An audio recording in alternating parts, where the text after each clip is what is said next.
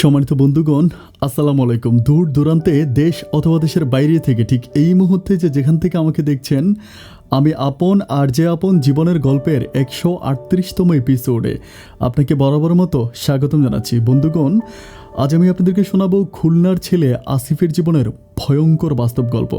আসিফের জীবনের বাস্তব গল্পটা শুরু করার শুরুতে আপনাকে ছোট্ট একটা কথা বলি। মাঝে মাঝে রাস্তায় যখন হাঁটতে যাবেন, দেখবেন যে রাস্তার পাশে দেওয়ালে লেখা থাকে কুকুর হইতে সাবধান। তেমনি যদি আমাদের এই সমাজে কিছু মানুষের পিঠে লেখা থাকতো মানুষরূপী এমন কুকুর হইতে সাবধান, তাহলে হয়তো আমাদের এই সমাজে আসিফের মতো এমন সহজ সরল মানুষগুলো বেঁচে যেত। বন্ধুগণ, যারা আজও অন্ধের মতো মরিচিকার পিছনে ছুটে বেড়াচ্ছেন, আসিফের জীবনের বাস্তব গল্পটা হবে তাদের জন্য ভীষণ শিক্ষণীয়। তাই বরাবর মতো সবাইকে রিকোয়েস্ট করব, একটু ধৈর্য ধারণ করে আসিফের জীবনের বাস্তব গল্পটা শুরু থেকে শেষ পর্যন্ত শুনে যান। আমি বলবো যে আপনার সময়টা অবশ্যই কাজে লাগবে। চলেন সবাই মিলে শুনে আসি আসিফের জীবনের বাস্তব গল্প। সম্মানিত বন্ধুগণ, আসসালামু আলাইকুম রহমতুল্লাহি ওয়া বারাকাতুহু। আমার নাম মোহাম্মদ আসিফ, আমার বাড়ি খুলনা। প্রিয় দর্শক বন্ধুরা, আমার জীবনের গল্পটা শুরু করার শুরুতেই আমি আপনাদেরকে আমার পরিবারের ব্যাপারে জানিয়ে রাখি। আমার পরিবারে আমি আছে, আমার বাবা আছে, মা আছে, এছাড়া আছে আমার একটা ছোট বোন। আমাদের পরিবারটা একটা নিম্ন মধ্যবিত্ত পরিবার। আমার বাবার আমাদের এলাকাতে একটা পানের দোকান আছে। ওই টঙের পানের দোকানে আব্বা পান, বিড়ি আর সিগারেট এসব বিক্রি করে যে টাকা উপার্জন করে, সেই টাকা দিয়ে খুব কষ্ট করে টেনে হিঁচড়ে আমাদের সংসারটা চলে। আমি ছোটোবেলা থেকে আমার পরিবারে প্রচুর পরিমাণে অভাব অনটন দেখে আসছি। ছোটোবেলা থেকে দেখে আসছি যেন নুন আনতে পান্তা পুরায়। আমার কাছে মনে হয় না যে আমি কখনো আমার পরিবারের মুখে একটা হাসি দেখেছিলাম। অভাব অনটন ছোটোবেলা থেকে আমার পরিবারে একেবারে লেগেই আছে। যাই হোক, যতই অভাব অনটনে থাকি না কেন, কিন্তু বাবা মা আমাদেরকে পড়াশোনা করায়, আমাদের পড়াশোনা কখনো বন্ধ করে না। আমি যখন স্কুলে পড়ি তখন আমার একটা খুব ঘনিষ্ঠ বন্ধু থাকে। শুধু স্কুলে পড়ি বললে ভুল হবে, আমি খুব ছোটোবেলা থেকে আমার এই বন্ধুর সাথে বড় হই। আমাদের পার্শ্ববর্তী বাড়ি।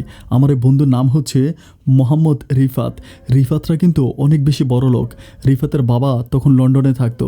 উনি তখন প্রচুর পরিমাণ টাকা পয়সা রিফাতের জন্য পাঠাতো। অ্যান্ড রিফাত আমাকে কখনো অভাব আর অনটন বুঝতে দিত না। রিফাত আমাকে সবসময় প্রচুর টাকা দিত। আমি যখনই কোনো প্রবলেমে থাকতাম, আমার কাছে টাকা পয়সা থাকতো না, আমি অভাবে থাকতাম, রিফাত আমাকে সবসময় টাকা দিত।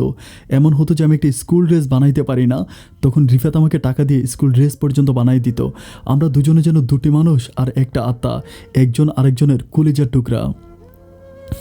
যাই হোক, এভাবে হাঁটি হাঁটি পাপা করে একটা পর্যায়ে আমরা দুজনে এসএসসি পরীক্ষা দিই। অ্যান্ড এসএসসি পরীক্ষা দেওয়ার পরে রিফাত অ্যান্ড আমি যথেষ্ট ভালো রেজাল্টে আমরা এসএসসি পাস করি। অ্যান্ড আমি যখন এসএসসি পাস করি তখন আমার ছোটো বোনটা ক্লাস 9-এ পড়ে। আমার ছোটো বোনটা ক্লাস 9-এ পড়ে, কিন্তু আমার ছোটো বোনটাও যথেষ্ট ভালো। আর রিফাতকে আমাকে যেভাবে দেখে রিফাতকেও সেম একইভাবে দেখে। রিফাত মাঝে মাঝে আমাদের ঘরে যায়, থাকে, ঘুমায়। অ্যান্ড আমার ছোটো বোনটা রিফাতকে অনেক ভালোবাসে, আমাকে যেমন ঠিক তেমনই। যাই হোক, এভাবে তারপর আমরা হচ্ছে ওই খুলনার একটা কলেজে ভর্তি হই। খুলনার একটা কলেজে ভর্তি হয়ে ওখানে রিফাত আমার আমি একসাথে পড়াশোনা করি। তো পড়াশোনা করতেছি, এভাবে আমাদের দিনগুলো কাটতেছিল। আমাদের গ্রামের বাড়ি ছিল, মানে আমাদের বাড়ি ছিল অরিজিনালি খুলনা থেকে একটু দূরে কোনো একটা অজপাড়া গায়ে। তো এখানে একটা একদম মানে গ্রামের সিস্টেম ছিল। তো একদিন রাতের বেলায় হচ্ছে আমরা হচ্ছে সবাই মিলে ঘুমায় আসি বলতে রাত প্রায় আনুমানিক 2টার মতো বাজে। তো তখন আমাদের বাড়ির হচ্ছে আমাদের বাড়ির পাশে হচ্ছে একটা দিঘি আছে, অনেক বড় একটা দিঘি। তো দিঘির পারে আমরা তখন মেয়ের একটা চিৎকারের শব্দ শুনতে পাই। তো মেয়ের চিৎকারের শব্দ হয় না যে একটা মেয়েকে দর্শন করলে কিংবা একটা মেয়ের উপরে টর্চারিং করলে যেরকম একটা শব্দ হয় না, এরকম একটা শব্দ আমরা তখন বাড়িতে বসে শুনতে পাই। তো আমাদের গ্রামে মাঝে মাঝে ওইখানে ওই হচ্ছে দিঘির পারে অনেক খারাপ খারাপ ঘটনা ঘটে। মাঝে মাঝে জিন ভূতরে এসে ওখানে অনেক কাহিনী টাহিনী করে। অনেক মানুষ যখন ওই বাঁচানোর জন্য যায়, তখন আমাদের এলাকাতে এরকম অনেক ঘটনা ঘটে। যেমন হচ্ছে জিন্নুতের বাপ বলতে আমাদের এলাকাতে একজন লোক আছে। উনি এরকম রাতের বেলায় হচ্ছে মেয়ে শব্দ শুনতে পায়। তখন কেউ আসলে ওই গ্রামের দিকে ওই দিঘির পাড়ে যায় না। জিন্নুতের বাপে প্রচণ্ড সাহস করে উনি একা ওই দিঘির পাড়ে যায়। কিন্তু সবচেয়ে দুঃখজনক ব্যাপার হচ্ছে উনি ওখান থেকে গিয়ে আর ফিরে আসে না। আর সবাই 2-3 ঘন্টা অপেক্ষা করার পরে যখন লাইট টাইট নিয়ে ওই হচ্ছে দিঘির পাড়ে যায়, তখন দেখতে পায় যে জিন্নুতের বাপের ডেড বডি, মরা লাশটা পড়ে আছে দিঘির পানিতে। এরপর থেকে রাতের বেলায় যদি কখনো আমাদের ওই গ্রামে, আমাদের গ্রামের পাশে যদি এরকম কোনো শব্দ আমরা শুনতে পেতাম যে রাতের বেলায় কেউ হচ্ছে দিঘির পাড়ে কাঁদতেছে বা কোনো শব্দ, আমরা তখন বাড়ির কোনো মানুষ ঘর থেকে বের হইতাম না। আমরা তখন ঘরের দরজাটা খুব শক্ত করে লাগিয়ে দিতাম যেন বাইরের কোনো শব্দ আমাদের কানে না আসে। তো যথারীতি সেদিন রাতের বেলা আমরা যখন ঘুমিয়ে আছি তখন এরকম করে দিঘির পাড়ে আমরা মেয়ের আত্মনাথের শব্দ শুনতে পাচ্ছিলাম। তো আমিও তখন আমার ঘুম ভেঙেছে, আমার মায়ের ঘুম ভাঙে, আমার বোনের, আমরা সবাই ঘুম ভেঙে আমরা সবাই একটা রুমের ভিতরে গিয়ে আমরা বসে আছি। মেয়েটা তখন প্রচুর পরিমাণ বাঁচাও বাঁচাও বলে চিল্লাইতেছিল, কিন্তু কেউ তখন ঘর থেকে বেরোচ্ছিলাম না। দেখতে দেখতে একটা সময় সকাল হয়ে যায়, অ্যান্ড সকাল হয়ে যাওয়ার পরে মেয়ের ওই কান্নার শব্দ আমরা শুনতে পারি না। সকাল হওয়ার পরে যখন একটু একটু করে সূর্যমামাটা উকি দিচ্ছিল তখন আমাদের বাড়ির সবগুলো মানুষ একসাথে বের হই। আমরা বের হয়ে পরিকল্পনা করি যে আমরা ওই খালের পাড়ে, মানে আমরা ওই দিঘির পাড়ে যাব। এরপর আমরা সবাই মিলে যখন দিঘির পাড়ে যাই আমরা দেখতে পাই ওই দিঘির পাড়ে একটা লাশ পড়ে আছে। একজন উলঙ্গ অবস্থায় মেয়ের হাত পা বাঁধা এবং মুখের ভিতরে গামছা বেঁধে রাখছে, মানে একদম উলঙ্গ একটা মেয়ের লাশ, যুবতী একটা মেয়ের লাশ। যেমন মেয়েটার বয়স হবে লাইক 17 থেকে 18 বছরের মতো, এবং মেয়েটা ছিল হিন্দু। এই লাশটা দেখার পর তখন আমার গ্রামের মানুষগুলো থানায় ফোন করলে in the meantime police আসে। পুলিশ আসার পরে পুলিশ লাশ তখন নিয়ে যায়, কিন্তু পুলিশ যখন লাশ নিয়ে যায় তখন পুলিশ আমাদের গ্রামের কিছু মানুষকে আন্দাজ করে মামলা দিয়ে দেয়। মামলা দিয়ে দেয় বলতে কি যে ওই মেয়ের পরিবারের সন্ধান পায়। মেয়ের বাড়ি ছিল চিটগংয়ে বাড়ি ছিল, ওইখান থেকে মেয়েকে এখানে নিয়ে আসে। কীভাবে আসে আমরা ওইটুকু জানি না, শুধু জানি মেয়ের বাবা মা আমাদের গ্রামের কিছু মানুষের নামে মামলা করে দেয় যে যেহেতু আমার মেয়েটা এই গ্রামে খুন হয়েছে তার মানে এই গ্রামের মানুষগুলো এই খুনের সাথে জড়িত আছে। এই বলে মেয়ের বাবা আমার গ্রামের মানুষগুলোর নামে মামলা করে দেয়। মেয়ের বাবা যখন আমার গ্রামের মানুষগুলোর নামে মামলা করে দেয়, এরপর থেকে আমরা গ্রামের কোনো মানুষ ঘর থেকে বেরোইতে পারি না। দিনে রাতে মিলিয়ে প্রচুর পরিমাণ পুলিশ আমাদের উপরে টর্চার করতে থাকে। রাতের বেলায় পুলিশ আসে, প্রত্যেকটা বাড়ি বাড়ি পুলিশ তল্লাশি চালায়। একটা পর্যায়ে আমি আর আমার বন্ধু, তখন আমার যে একটা বন্ধু আছে যার কথা আমি বলেছিলাম, যার নাম রিফাত, আমি আর রিফাত তখন রিফাতের নানু বাড়িতে চলে যাই। রিফাতের নানু বাড়ি কিন্তু যশোরে ছিল। তো আমরা তখন যশোরে চলে যাই, আমরা যশোরে থাকি। আমার বাবা মা যতই আমাকে বাড়িতে আসতে বলে আমি আর ভয়ে বাড়িতে আসি না। আমার মা যে প্রচুর পরিমাণ ভয় কাজ করে। আমি চিন্তা করি যে যদি একবার পুলিশের খাতায় নাম উঠে যায়, যদি একবার পুলিশের কাছে ধরা খেয়ে যায়, তাহলে আমার সারা জীবনের কলঙ্ক লেগে যাবে। ছোটোবেলা থেকে আমার মনে একটা প্রচুর পরিমাণ স্বপ্ন ছিল, একদিন আমি পড়াশোনা করে অনেক বড় হব, একদিন আমি পড়াশোনা করে একটা সরকারি চাকরি করব। কিন্তু যদি পুলিশের খাতায় আমার নাম উঠে যায়, আমি আর কখনো সরকারি চাকরি করতে পারবো না। এই ভয়ে আমি তখন আর বাড়িতে আসতেছি না। যাই হোক, এইভাবে দিনগুলো সামনে দিয়ে কাটতেছিল। আমি প্রায় 1.5 মাসের মতো রিফাতের নানু বাড়িতে থাকি। এরপর যখন আমরা ওর নানু বাড়ি থেকে ফিরে আসার পরে এখানে একটা ঘটনা বলে রাখি। আমাদের তখন আমাদের ইন্টার ফাইনাল পরীক্ষা ছিল, ফার্স্ট ইয়ার ফাইনাল পরীক্ষা ছিল।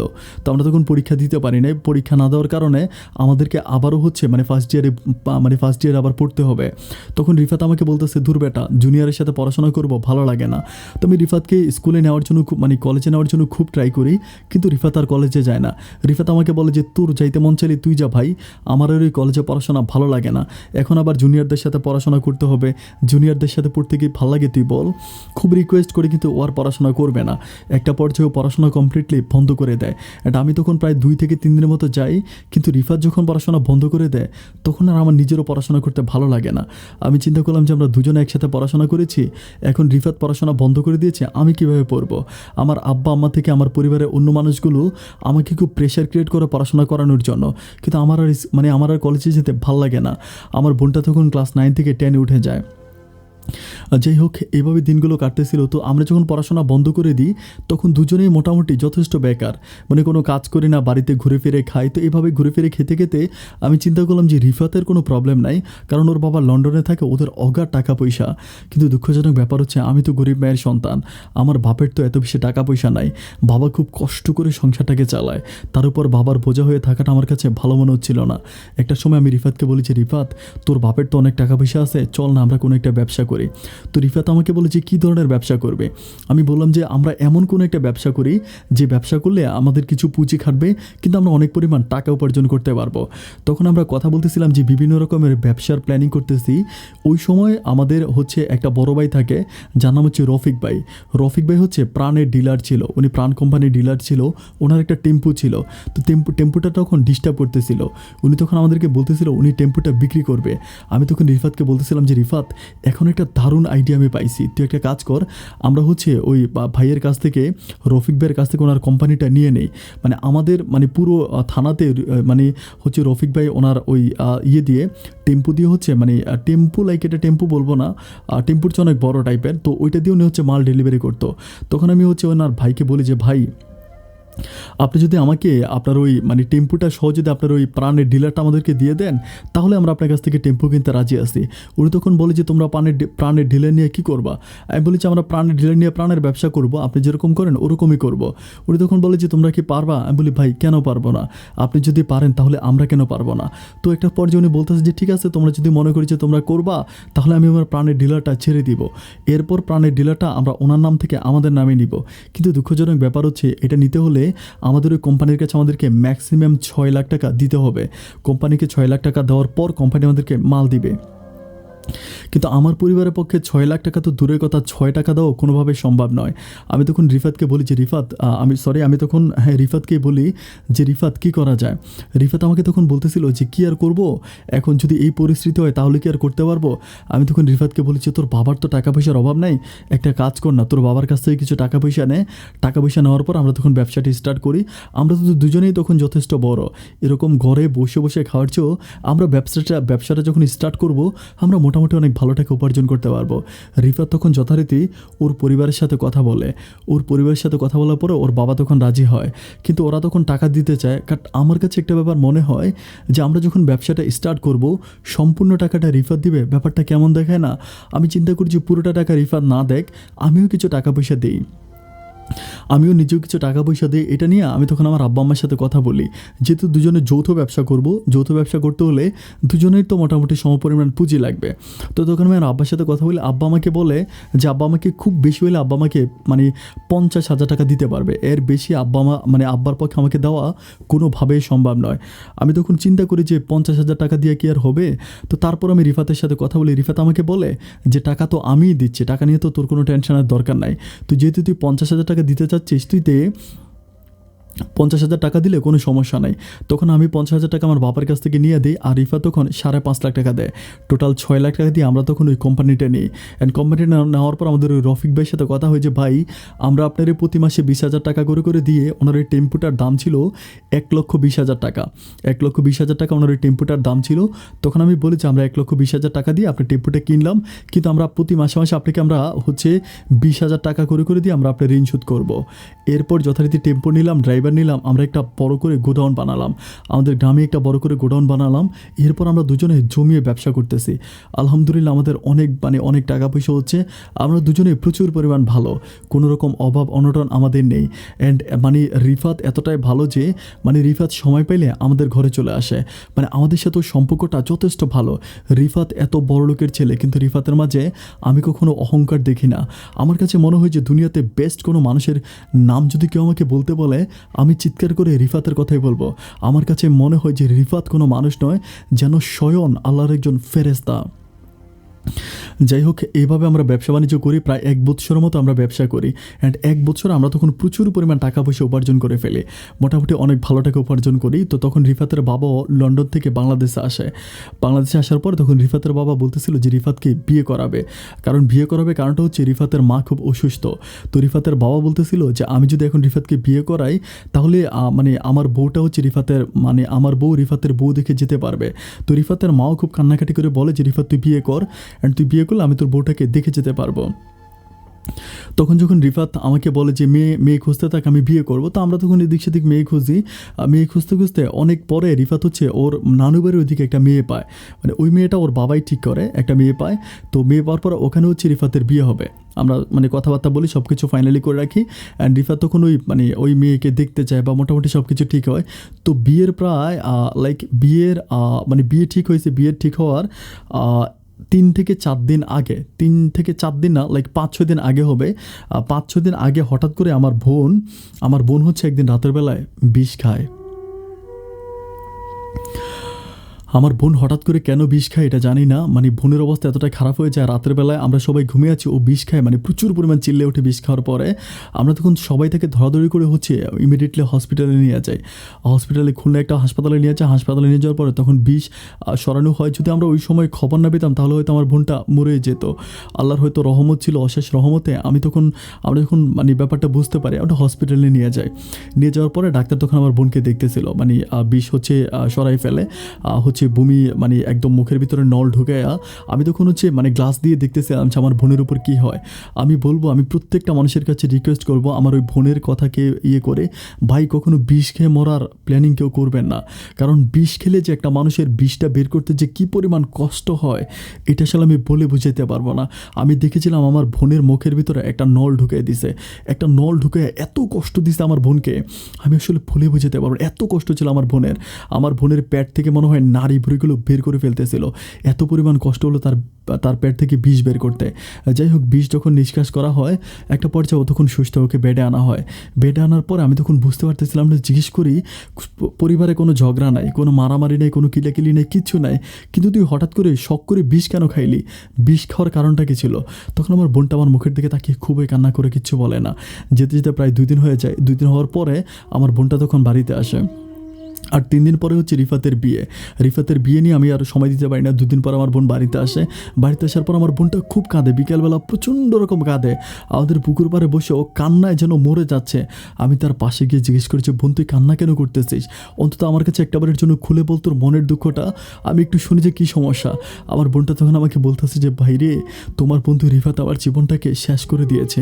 আমি বলি, কেন? রিফাত তোর জীবন শেষ করে দিছে?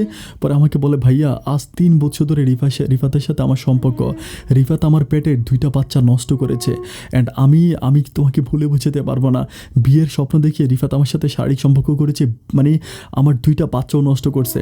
আমি রিফাতকে এত ভালোবাসি ভাই, আমি রিফাতকে ছাড়া আমার জীবনে অন্য কোনো ছেলেকে আমি কোনোদিনও মেনে নিতে পারবো না। আমি রিফাতকে অনেক ভালোবাসি, অ্যান্ড রিফাতকে না পাইলে আমি মরেই যাব। এটা বলে আমার বোনটা তখন আমার পা ধরে প্রচণ্ড রকম কান্নাকাটি করতে থাকে। আমি তখন আমার ব্যাপারটা নিয়ে আমার আব্বা আম্মার সাথে কথা বলি। আমার আব্বা আম্মা তখন একটা কথাই বলে যে, রিফাতের 2 দিন পরে বিয়ে, এটা নিয়ে কোনোভাবে কারোর সাথে কথা বলার দরকার নাই। আমি তখন আমার মাকে আর আমার বাবাকে বলি যে, রিফাত আমার বোনের এত বড় ক্ষতি করে ফেললো, আমার বোনের জীবনটাকে নষ্ট করে অন্য একটা মেয়েকে বিয়ে করবে, এটা তো কোনো দিনও হতে পারে না। আমি তখন ঠিক তারই প্রায় কয়েক ঘন্টা পর আমি রিফাতের বাড়িতে যাই। রিফাতের বাড়ি গিয়ে আমি রিফাতের সাথে কথা বলি। রিফাত তখন সম্পূর্ণ ব্যাপারটা অস্বীকার করে।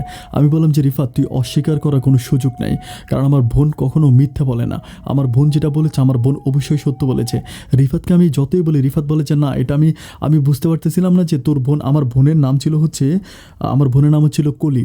বলে যে, কলি কেন এগুলো বলতেছে, আমি না বুঝি না। দেখ, আমি কলিকে আমার নিজের বোনের মতো দেখি। আমি তখন বললাম যে, আমার বোনের মতো যদি তুই আমার বোনকে দেখবি, তাহলে আমার বোন কীভাবে বলে যে তোর 2টা বাচ্চা আমার বোন নষ্ট করছে? এটা বলার পরে রিফাত তখন প্রচুর পরিমাণে আমার উপরে ক্ষিপ্ত হয়ে যায়, মানে মুহূর্তের মধ্যে বন্ধুত্বের মাঝে একটা বড় ধরনের ফাটল ধরে যায়।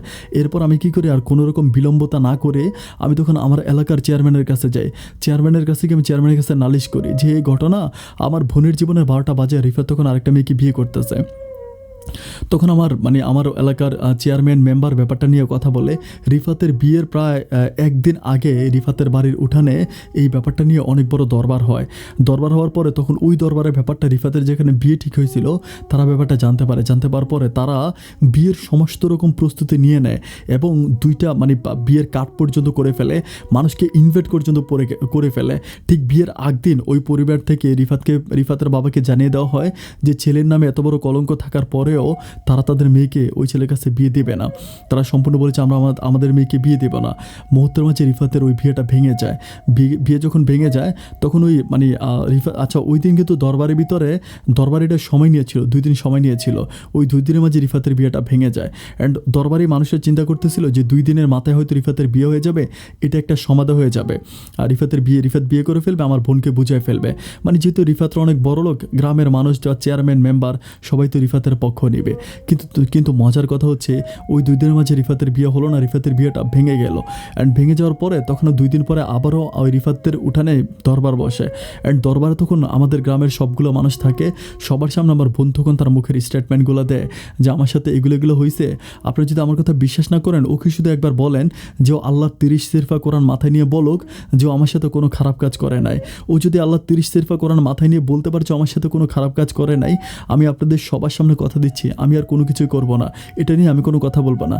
রিফাত তখন আর কোরআন শরীফ মাথায় নিতে পারে না, রিফাত তখন একেবারে চুপ হয়ে যায়। রিফাতের বাবা তখন এসে সবার কাছে বলতেছে যে আমার ছেলে ধরা খেয়ে গেছে, এটা আমার ছেলে দোষ, আমি এটা বুঝতে পারছি। রিফাতের বাবা তখন সবার কাছে মাপ চায়, সবাইকে বলে যে আপনারা আমাকে মাফ করে দেন, আমি আপনাদের কাছে প্রচুরভাবে লজ্জিত। অ্যান্ড তারই ঠিক কয়েকদিন পরে আমার বোনের সাথে রিফাতের পারিবারিকভাবে বিয়ে হয়। বিয়ে হওয়ার পরে যেহেতু আমার বোনের এলাকাতে একটা কলঙ্ক, আমাদের এলাকার মানুষ আমার বোনকে মানে ওভাবে আর দেখে না, মানে আমাদেরকে আর ওভাবে দেখে না, মানে সবাই মনে করে যে মানে আমাদের পরিবারটাকে সবাই অনেক ছোটোভাবে দেখে, আমাদেরকে সবাই অনেক অপমান করে। তো যাই হোক এইভাবে দিনগুলো কাটতেছিল। আমার আব্বা তখন আর দোকানদারি ঠিকঠাক মতো করতে পারে না, দোকানে গেলেই সবাই আমার বোনের ব্যাপার নিয়ে আমার আব্বার সাথে কথা বলে। তো যাই হোক এইভাবে যেতে যেতে তখন রিফাত আমার বোনকে বিয়ে করার প্রায় 15 থেকে 20 দিন পরে রিফাত আমাকে বলতেছে যে ও আর ব্যবসা করবে না। মানে যেহেতু আমার সাথে একটা মনোমালিন্য হয়ে যায়, আমার বোনকেও বিয়ে করে, তো আমাকে বলে যে আমি আর ব্যবসা করব না, আমি ব্যবসাটাকে ক্লোজ করে ফেলবো।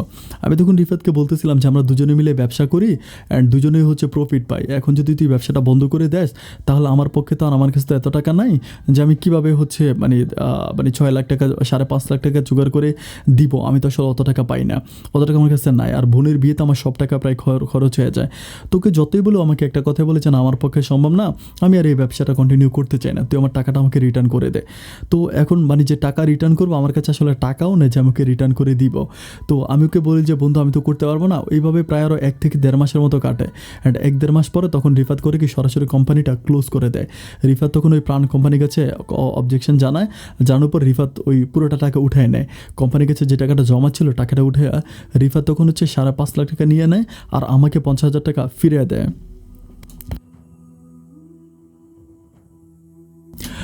আমাকে 50,000 টাকা দিয়ে বলতেছে যে আসিফ এখন তুই কী করবি, তোরটা তুই বুঝ, ভাই আমি ব্যবসা বাণিজ্য আর করবো না, আমার ভালো লাগে না। তো তখন ছেড়ে দেয়। তো ছেড়ে দিলে তো আমি আর জোর করতে পারিনি, যেহেতু যৌথ ব্যবসা ছিল। আমার হাতে থাকে 50,000 টাকা। অ্যান্ড 50,000 টাকা দিয়ে অবস্থা তখন এতটা খারাপ হয়ে যায়, আমার বাবা তখন আস্তে আস্তে করে অনেক উইক হয়ে যাচ্ছিলো, অনেক দুর্বল হয়ে যাচ্ছিলো। বাবা যখন দুর্বল হয়ে যায় তখন আমি কী করে বাবার ওই দোকানটাতে বসি। বাবা কিন্তু তখন পান বিড়ি সিগারেট এটাই বিক্রি করতো। তখন আমার কাছে যে 50,000 টাকা ছিল আর আমার ব্যবসা বাণিজ্য করে ওখানে প্রায় আমার 1 লাখ সামথিং 1 থেকে 1.5 লাখ টাকার মতো একটা পুঁজি ছিল। তো সেই 1 থেকে 1.5 লাখ টাকা আর আমার ওই প্রাণের 50,000 টাকা প্রায় 2.5 লাখ টাকার মতো হয়। 2.5 লাখ টাকা আমি জোগাড় করি। 2.5 লাখ টাকা জোগাড় করে তখন আমি করি কি যে আমার যে বাবার যে পানের দোকানটা ছিল আমি দোকানটাকে অনেক বড় করি, মানে পিছনের দিকে সাজিয়ে দোকানটাকে একটু বড় করে দোকানে আমি খুব বেশি মাল উঠাই। আমার চিন্তা ভাবনা হচ্ছে আমি দোকানটাকে বিল্ড আপ করবো, দোকানটাকে সামনের দিকে আমি প্রেজেন্ট করবো। যাই হোক দোকানে মোটামুটি আমি মাল উঠাই, মানে চানাচুর বিস্কিট আচার চিপস লগেন্স মানে অনেক কিছু লজেন্স অনেক কিছু মানে উঠাই। আমার কথা হচ্ছে যে আমি দোকানটাকে একটা মুদি দোকানের মতো বানাই ফেলবো। তো অনেক কিছু উঠানোর পর দেখি যে মানে দোকানটা অনেক ভালো চলতেছে, মানে কোনো অভাব নেই, মোটামুটি ভালোই চলতেছে। কিন্তু ওরকম ব্যবসাটা তো আর আমার নাই, প্রাণ থেকে যেটাকে ইনকাম করতাম ওইটা তো আর এখন আর হচ্ছে না। তখন বাবা কমপ্লিটলি বাড়িতেই থাকে, আমি তখন ওই ব্যবসা বাণিজ্য করতে থাকি। আমার বোনের সংসারটা ভালোই চলতেছে, মানে ভালোও বলবো না খারাপও বলবো না। রিফাত আমার বোনকে অনেক বেশি ভালোবাসে না, আবার আমার বোনকে বকাও দেয় না। এভাবে আমার বোনের সংসারটা চলতেছে। তো এভাবে যেতে যেতে একটা পর্যায়ে আমার বোনের একটা বান্ধবী থাকে, আমি এখানে একটা ব্যাপার ফেলে গেছি, আমি ব্যাপারটা বলি। আমার বোনের একটা বান্ধবী থাকে, আমার বোনের বান্ধবীটার নাম ছিল নূপুর। নূপুর তখন মানে আমার বোনের পক্ষ নিয়ে কিন্তু দরবারে মানুষদের সামনে বলেছিল, মানে যখন আমার বোনের বিয়ে হয়েছিল নূপুর তখন বলেছিল যে আমিও কিন্তু সাক্ষী আছি হচ্ছে মানে ইয়ের সাথে আমার বোনের কথা বলে যে কলির সাথে সম্পর্ক ছিল, কলির সাথে হচ্ছে রিফাতের সম্পর্ক ছিল, এইটা নূপুর বলে। তো নূপুর যখন আমার বোনের সাপোর্ট নিয়েছিল তখন থেকে নূপুরের সাথে আমার খুব ভালো একটা সম্পর্ক হয়, মানে ভীষণ ভালো সম্পর্ক হয়। তো বাবা যখন আমাকে ওই দোকানের দায়িত্বটা বুঝিয়ে দেয় তখন বাবা বিভিন্ন দিকে আমাকে বলতেছে যে তোর ছোটো বোনেরও বিয়ে হয়ে গেছে, এখন তুই একটা বিয়ে করে ফেল, অ্যান্ড বিয়ে করে ফেললে অনেক ভালো হবে। তো বাবা বিয়ে করার জন্য বিভিন্ন দিকে মেয়ে দেখতে থাকে। তো যখন মেয়ে দেখতেছে তো তখন আমি চিন্তা করতেছিলাম যে আমার নূপুরকেই কিন্তু খুব ভালো লাগে, যেহেতু নূপুর আর আমরা একই এলাকার মানুষ, অ্যান্ড নূপুরকে আমার ভীষণ ভালো লাগে। আর শুধু ভালো লাগে বললে ভুল করব, নূপুর আসলে আমাদের এলাকাতে যথেষ্ট নম্র ভদ্র এবং সুইট টাইপের একটা মেয়ে। তখন আমি সিদ্ধান্ত করি যে আমি নূপুরকে আমার মানে আমি আমার প্রেমের প্রস্তাব করব বা বিয়ে করার জন্য সরাসরি প্রপোজ করব। এভাবে কিছুদিন যাওয়ার পরে একদিন আমি নূপুর তখন হচ্ছে আমাদের কলেজে পড়াশোনা করতো, আমাদের খুলনার একটা কলেজে পড়তো। তো যখন কলেজে পড়ে, কলেজ থেকে ফেরার পথে একদিন সিএনজি থেকে নামার পরে বৃষ্টির দিন ছিল, আমার নূপুরের সাথে দেখা হয়। দেখা হওয়ার পরে নূপুর তখন করে কি যে আমার দোকানের সামনে এসে দাঁড়ায়, মানে বৃষ্টির দিন ছিল তো, বৃষ্টি পড়তেছিল, সিএনজি থেকে নামে আমার দোকানে এসে দাঁড়ায়। তো দাঁড়ানোর পর আমি তখন বলি যে নূপুর তুমি দোকানের ভিতরে আসো। আমি যখন দোকানের ভিতরে নিয়ে যাই, আমি যে চেয়ারে বসে আমার পাশে একটা চেয়ার দিয়ে দিই, ওখানেও বসার পর আমি বলি যে নূপুর, তোমাকে একটা কথা বলে আমার কথাটা একটু মনোযোগ দিয়ে শোনো। আমি খুব খেয়াল করে না দেখি যে তুমি মানে কলেজে মানে সবসময় প্রথমে চলে যাও, আর কলেজে যাওয়ার সময় খুব সাজুগুজু করে যাও, তুমি কারোর সাথে প্রেম ভালোবাসা করো নাকি, এটি জিজ্ঞেস করে। তো আমাকে বলে যে না, আমি তো কারোর সাথে প্রেম করি না। আমি বললাম যে আমার কাছে মনে হয় যে তুমি প্রেম করো। বলে না, কে বলছে? আমি বলি যে না, দেখে মনে হচ্ছিল, মানে আমার একটা টার্গেট যে আমি তার মুখ থেকে বের করবো যে তার কারোর সাথে রিলেশন আছে কিনা। তখন সে বলে যে না, সে কারোর সাথে প্রেম করে না। তো যখন সে এই কথাগুলো বলছে কারোর সাথে প্রেম করে না, তো আমার বৃষ্টি যখন থেমে যায়, ও আমার দোকান থেকে চলে যায়। আমার দোকান থেকে যখন চলে যাওয়ার পরে আমি তখন প্ল্যানিং করতে থাকি যে আমি তার ব্যাপারটা নিয়ে তার বাবার সাথে কথা বলবো। কিছুদিন পরে আমি আমার বাবাকে বলি যে বাবা, তুমি একটু মানে হচ্ছে নূপুরের বাবা মায়ের সাথে কথা বলো, তার বাবা মায়ের সাথে কথা বলে তোমার বিয়েটা ঠিক করো। কারণ হচ্ছে নূপুর কারোর সাথে রিলেশন না, আমি নূপুরের সাথে কথা বলছিলাম। আমার একটা ভয় ছিল, নূপুর যেহেতু দেখতে অনেক বেশি সুন্দর, নূপুর হয়তো কারোর সাথে রিলেশন করতেই পারে, আর নূপুরের লাইফে প্রেম ভালোবাসা থাকতেই পারে। ওই ভয়ে আমি তখন আমার আব্বাকে বললাম যে তুমি এই ব্যাপারটা নিয়ে একটু কথা বলো। আমার বাবা তখন বলে যে ঠিক আছে, আমি নূপুরের বাবা মায়ের সাথে কথা বলবো। আব্বা তখন কিছুদিন পরে নূপুরের বাবা মায়ের সাথে কথা বলে। আর যখন নূপুরের বাবা মায়ের সাথে কথা বলে, তখন তারা কিন্তু রাজি হয়ে যায়। কারণ রাজি হয়ে যায় অনেকগুলো রিজন আছে। প্রথম কথা হচ্ছে যে আমি যে ব্যবসাটা করতেছি মোটামুটি ভালোই টাকায় উপার্জন করি। আর আরেকটা ব্যাপার হচ্ছে আমি আগে প্রাণের ডিলার ছিলাম, তো সবাই আমাকে, গ্রামের সব মানুষ আমাকে সম্মান করে। তো সেই ক্ষেত্রে নূপুরের আব্বা মা রাজি হওয়ার পর তারা তখন পারিবারিকভাবে নূপুরকে আমার কাছে বিয়ে দেওয়ার জন্য মানে প্রস্তুতি নেয়। তো প্রস্তুতি নেওয়ার পরে একদিন নূপুর আমাকে মানে ফোন করে, তখন আমার একটা মোবাইল থাকে, আমাকে ফোন করে বলে যে আপনি আমার জীবনটা কীভাবে নষ্ট করে দিবেন না। আমি তখন অবাক হয়ে যাই যে তোমার জীবন আমি কীভাবে নষ্ট করবো, এটা কেমন কথা? আমাকে বলতেছে যে আপনি আমার বাবার কাছে বিয়ের প্রস্তাব পাঠাইছেন, এটা আমার আব্বা মা আপনার কাছে বিয়ে দেওয়ার জন্য আমাকে রাজি হয়েছে। আমি বলি হ্যাঁ, হতেই পারে, কেন, আমাকে কি তোমার পছন্দ হয় না? তখন আমাকে বলতেছে যে আমার লাইফে একটা রিলেশন আছে। আমি তখন অবাক হয়ে যাই। আমি তাকে বলি যে তুমি বললা যে তোমার কোনো রিলেশন নাই, এখন বলতেছো তোমার লাইফে একটা রিলেশন আছে, আমি তোমার কথাবার্তা কিছুই বুঝতেছি না।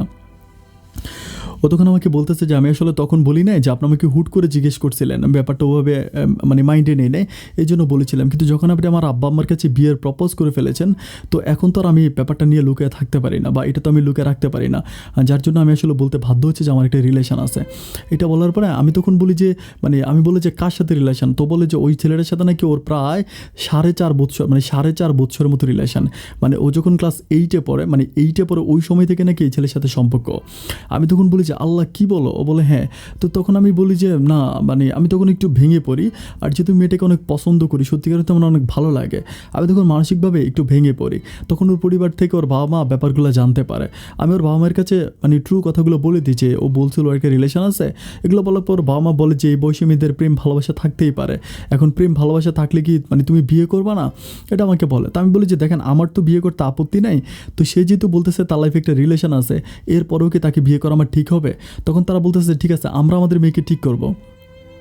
ঠিক ওই দিন বিকালবেলায় তখন আমাকে নূপুর আবার কল দেয়, আমাকে কল দিয়ে বলে যে তুমি মানে বলে যে আপনি এটা কী করলেন? বললাম যে কই, আমি আবার কী করলাম? তো বলে যে আপনি আমার আব্বা আম্মার কাছে বলে দিলেন যে আমি একটা রিলেশন করি। আমি আমি তখন তাদেরকে বলতেছি দেখো, আমি তোমাকে দেখতে গেছিলাম, আমার পরিবার থেকে তোমাকে পছন্দ করেছিল, তুমি যদি এটা রিফিউজ করেছো, তুমি যদি রাজি হও নাই, সেক্ষেত্রে তোমার আব্বা মা বা তুমি রাজি হও না, এটা কিন্তু তুমি বলো নাই, তুমি সব কিছু ঠিক ছিল, আমাকে ফোন করে ব্যাপারটা জানাইছো। এখন তোমার আব্বা মা আমাকে বলতেছে যে আমাদের মেয়ে দেখছে, বিয়ে কেন করবে না? তো এটা যেহেতু আমাকে প্রশ্ন করছে, এখন তো আমাকে বলতেই হবে যে কারণটা কি। তো এই জন্য আমি বলে দিলাম যে দেখো, এই ঘটনা তোমার লাইফে যেহেতু এরকম একটা স্টোরি আছে, এটা আমি তোমার আব্বা আমাকে বললাম। তখনও আমাকে বলে যেটা আপনি মানে কাজটা ঠিক করে নাই।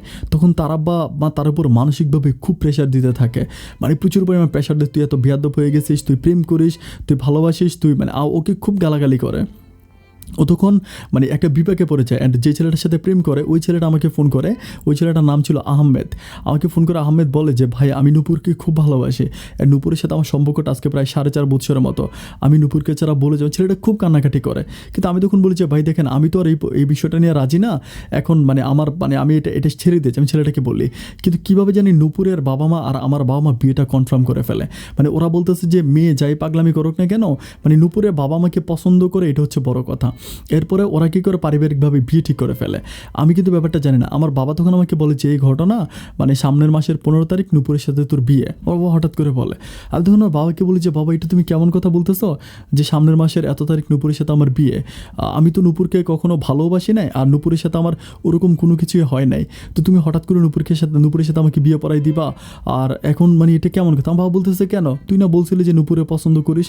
আমি বললাম বাবা পছন্দ করি সবই ঠিক আছে, কিন্তু এরপরেও এটাও বলেছিলাম যে নূপুরের লাইফে একটা রিলেশন আছে, একটা রিলেশন থাকে মেয়েকে আমি কীভাবে বিয়ে করব।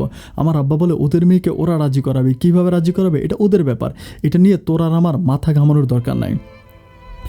যেতে প্রায় অনেক দিন কেটে যায়। আমি তখন চিন্তা করি যে যাই হোক আমি আর নূপুরকে বিয়ে করবো না, কারণ আমি চিন্তা করি যে আমি ওর লাইফটাকে নষ্ট করবো না, একটা সারাটা জীবন আমি ওর কাছে কলঙ্কিত হয়ে থাকবো। এভাবে বেশ কিছুদিন কেটে যাওয়ার পরে একদিন মানে নূপুর আমাকে ফোন করে বলতেছে যে আসিফ ভাইয়া, মানে আসিফ এরকম করে বলেছে, আসিফ ভাইয়া আমি তো আসলে মানে একটা ভুল করে ফেলছি, মানে এটা লাইক আরও 1 সপ্তাহ পরে বলে যে একটা ভুল করে ফেলছি, মানে আপনি আমাকে মাফ করে দেন, ওরকম করে বলে।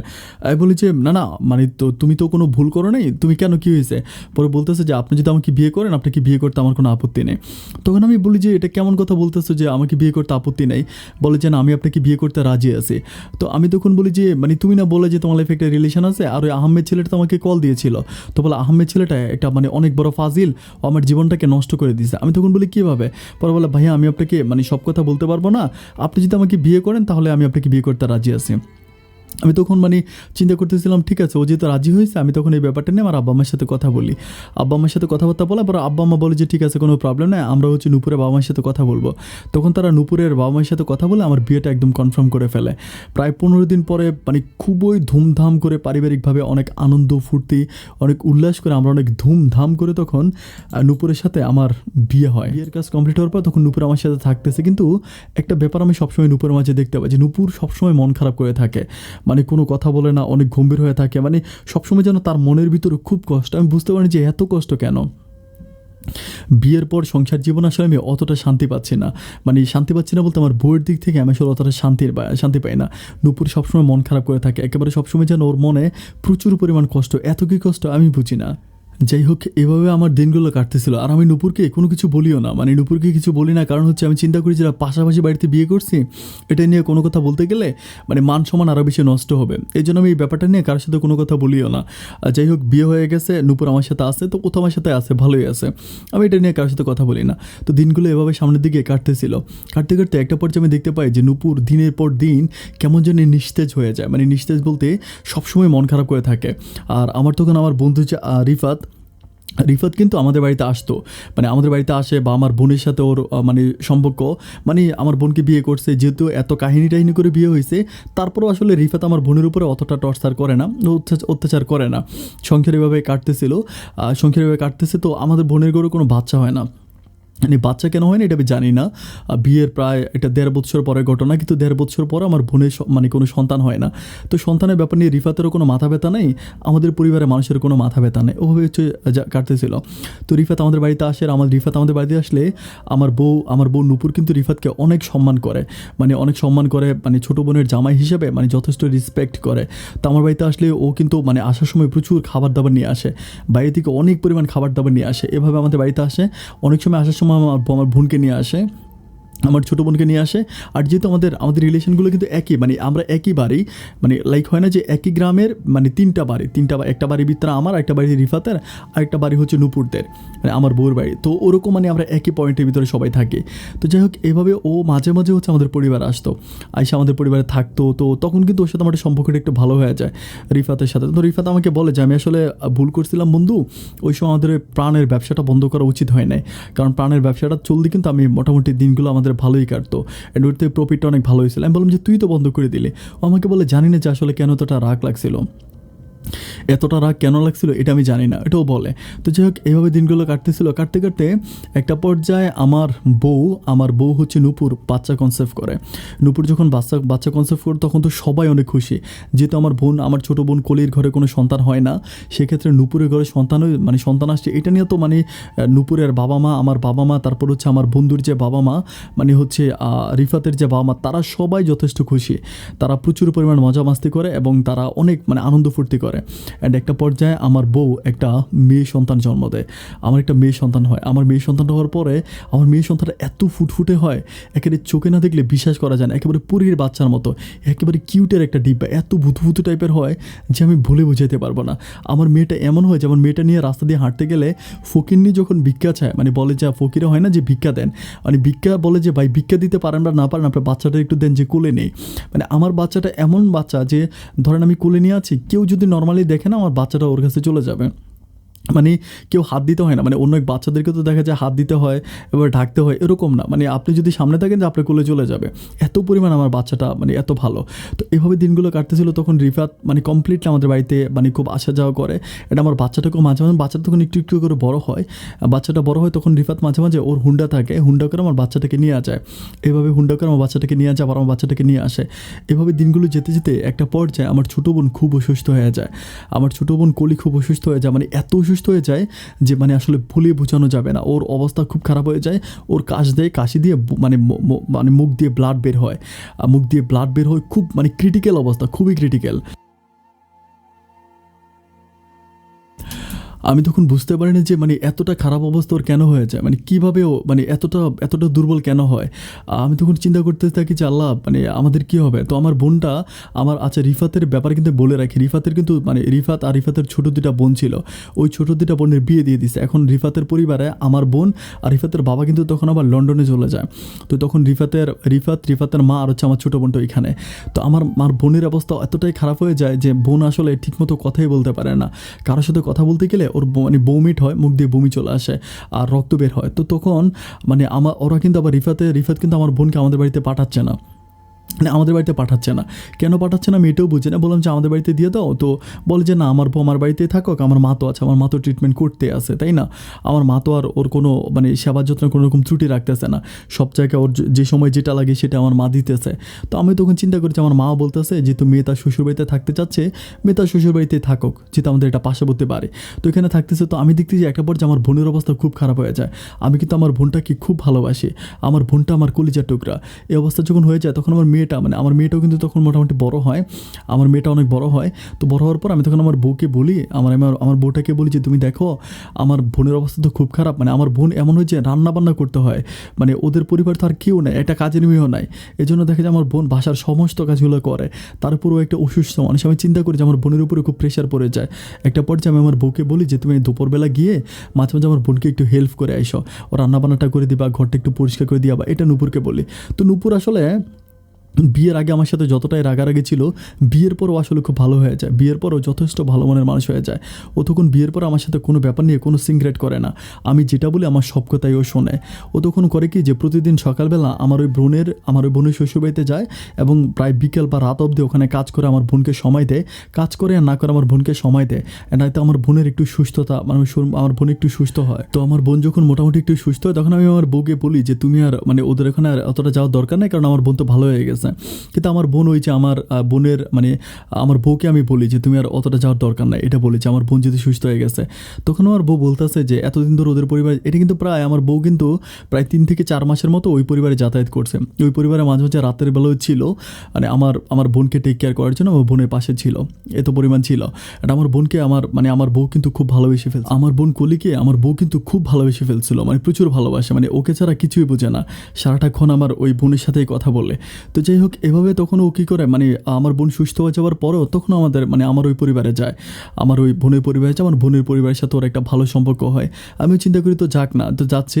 এভাবে কিছুদিন যাওয়ার পরে আমার বোন তখন একদিন আমাকে বলতেছে যে ভাইয়া তোমাকে একটা কথা বলি, তোমার কথাটা কিছু মনে করো না, তুমি মানে তোমার ওয়াইফকে মানে তোমার বউকে তুমি বলো যাতে মানে আমাদের পরিবারে খুব একটা যাতায়াত না করে। আমার বোন আমাকে এটা বলে। আমার বোন যখন আমাকে এই কথা বলে আমি তখন খুব অবাক হয়ে যাই যে আমার বোন এই কথা আমাকে কেন বললো। আমি তখন আমি আমার বউকে জিজ্ঞেস করি যে আচ্ছা মানে তোমার কি ওই পরিবারে কোনো ঝামেলা হয়েছে, কারোর সাথে কোনো প্রবলেম হয়েছে? আমি কিন্তু আমার বোন নূপুরকে খুব ভালোবাসি এবং বিশ্বাসও করি। বলি কারোর সাথে তোমার কোনো ঝামেলা বা ওরকম কিছু হয়েছে? ও বলে না, কিছুই তো হয় নাই। বললাম তাহলে আমার বোন তোমাকে ওই পরিবারে যাইতে নিষেধ করে কেন? ও আমাকে বলে কি বলো, কলি নিষেধ করেছে? বললাম হ্যাঁ, আমার বোন তো আমাকে বললো তুমি যাতে ওই পরিবারে খুব বেশি যাতায়াত না করো। তখন ও একেবারে তেলে বেগুনে রেগে যায়, ও আমাকে বলে যে আল্লাহ, আমি তোমার বোনের এত এত সেবা করলাম, এত ট্রিটমেন্ট করলাম, আমি আমার নিজের মানে তোমার বোনকে আমি আমার নিজের বোনের মতো দেখেছি। আমি রাতের পর রাত না ঘুমিয়েও ট্রিটমেন্ট করেছি, রাতের পর রাত ওর মাথায় পানি ঢেলেছি, ওর পা টিপে দিছি, ওর মাথায় হাত বুলিয়ে দিছি, আমি আমার ছোটো বোনের মতো ওকে আমি এত আদর করলাম। অ্যান্ড ওর যখন মানে ওর ইয়ের সাথে রিফাতের সাথে যখন রিফাত যখন অস্বীকার করছিল, গ্রামের এতগুলো মানুষের সামনে আমি মাথা উঁচু করে বললাম যে তোমার বোনের পক্ষ নিয়ে আমি কথা বললাম, অথচ তোমার বোন আমার সাথে এই কাজটা করলো। আমি তখন তারে বলি যে দেখো, তুমি আসলে আমার বোনকে ভুল বুঝো না, আমার বোন কেন বলছে এটা আমি জানি না। তো বলে যে ঠিক আছে, তোমরা ভাই বোন মিলে থাকো। ও তখন রাগারাগি করে ওদের বাড়িতে চলে যায়। ওদের বাড়িতে যখন চলে যায়, আমি তখন আমার বোনের সাথে কথা বলি যে কী ব্যাপার, মানে ব্যাপারটা কী হয়েছে তুই আমাকে বল। আমার বোন তখন কোনো কথাই বলে না, মানে কিছুই বলে না। তো কিছু যখন বলে না, আমি বললাম যে ঠিক আছে। 2 দিন পর আমার বোন তখন আবার আমাদের বাড়িতে আসে। এটা আমাদের বাড়িতে আসার পর আমি তখন আমার বোনকে বলি যে দেখ, নূপুর যদি তোর শ্বশুর বাড়িতে যাইতে চায়, তোর শাশুড়ির সাথে ভালো সম্পর্ক যদি যাইতে চায়, তাহলে তুই কিন্তু মানা করিস না। এটা আমি আমার বোনকে বলি। আমার বোন তখন চুপচাপ কিছু কথা বলে না। তো এভাবে আরও কিছুদিন কেটে যাওয়ার পর আমি তখন খুব খেয়াল করে দেখি যে আমার বোন তখন মানে একটু ভেঙে পড়ে, মানে প্রচুর ভেঙে পড়ে। মানে আমার বউ এখানে গেলে আমার বোন মানে একটু আমার সাথে মন খারাপ করে, মানে কিছু বলতে চায় না। কিছুদিন পরে আমার মা আমাকে বলে যে আমার মা আমাকে বলে যে আসিফ, তোরে তো মানে তোর বন্ধু তোকে বলছিল যে তোর বউকে ওই বাড়িতে না পাঠানোর জন্য, তারপরেও কেন পাঠাস? আমি বললাম মা, ওই বাড়িতে না গেলেও তোর ভালো লাগে না, কী করবে বলো? ওই বাড়িতে না গেলে আমার সাথে হামতাম করে, আমার মেয়েটারে মারে, পাগলামি করে। তখন আমার মা আমাকে বলতেছে যে তুই 2টা সংসার ভেঙে দিচ্ছিস। আমি বলি মা, 2টা সংসার ভেঙে দিচ্ছি মানে? আমার মা আমাকে বলে তুই আমার মেয়ের সংসারটাও ভাঙতেছিস, তোর সংসারটাও ভাঙতেছিস। আমি তখন আমার মাকে বলি যে মা, তুমি এগুলো কেমন কথা বলতেছো? কীভাবে আমি আমার বোনের সংসার ভেঙে দিলাম, আমার সংসার ভেঙে দিচ্ছি, কাহিনীটাকে? আমার মা আমাকে তখন যেটা বললো, আমি কথাটা শোনার পর একেবারে যেন আসমান থেকে বললাম। আমার মা আমাকে বলতেছে যে আমার বউয়ের সাথে নাকি আমার বোন জামাই যে মানে রিফাত আমার বন্ধু, আমার ওই বন্ধু ইভেন বোন জামাই রিফাতের সাথে আমার বউয়ের নাকি একটা শারীরিক সম্পর্ক আছে।